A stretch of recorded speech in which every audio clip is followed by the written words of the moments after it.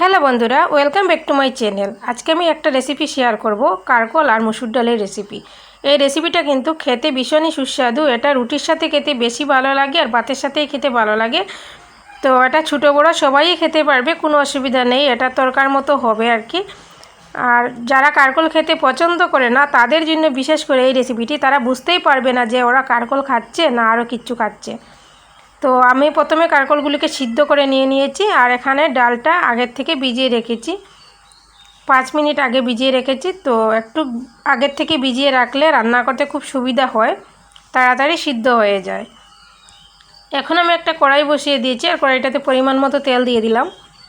এখন ফোড়নের জন্য অল্প একটু পাঁচফোড়ন দিয়েছি। এরপর দিয়ে দেবো আমি শুকনো লঙ্কা। এখন দিয়ে দিলাম তেজপাতা।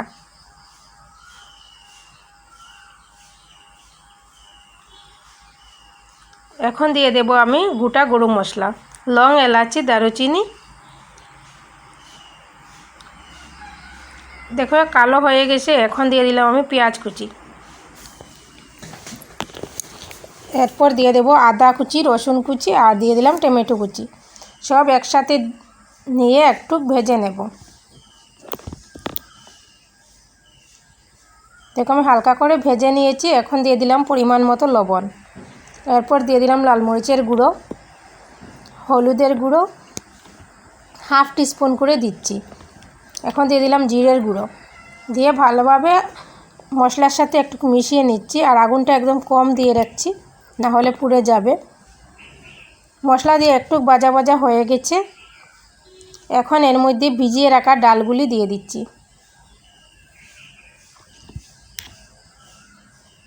তো ডাল দিয়ে ভালোভাবে ডালটাকে মশলার সাথে মিশিয়ে ভালোভাবে একটু ভেজে নেব। তো একটু ভেজে নিয়েছি।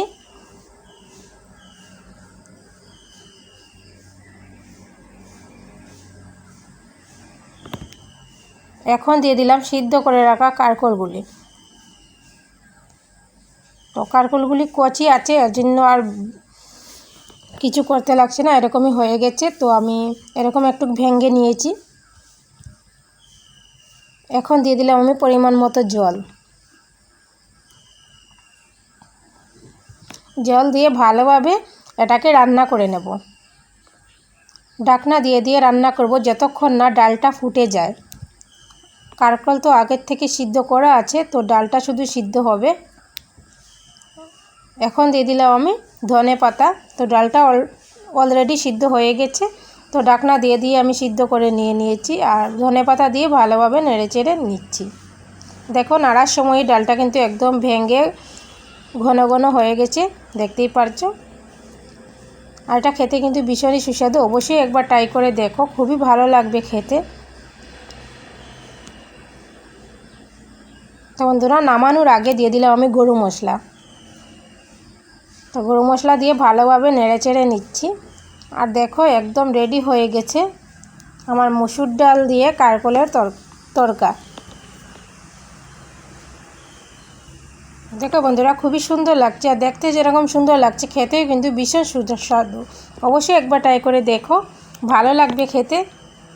আর কেমন হয়েছে অবশ্যই সবাই কমেন্ট করে জানিও। তো আজকের রেসিপিটা এখানে শেষ করলাম।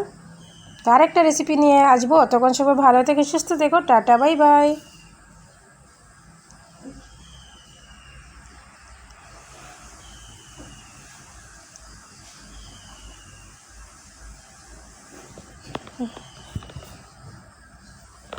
এখানে দেখো বন্ধুরা, কারকল আছে, এখানে বোঝাই যাচ্ছে না। এখানে ডাল আর কারকল একদমই বোঝা যাচ্ছে না, খুবই সুন্দর লাগছে দেখতে। আর খেতে কিন্তু ভীষণ সুস্বাদু লেগেছিল।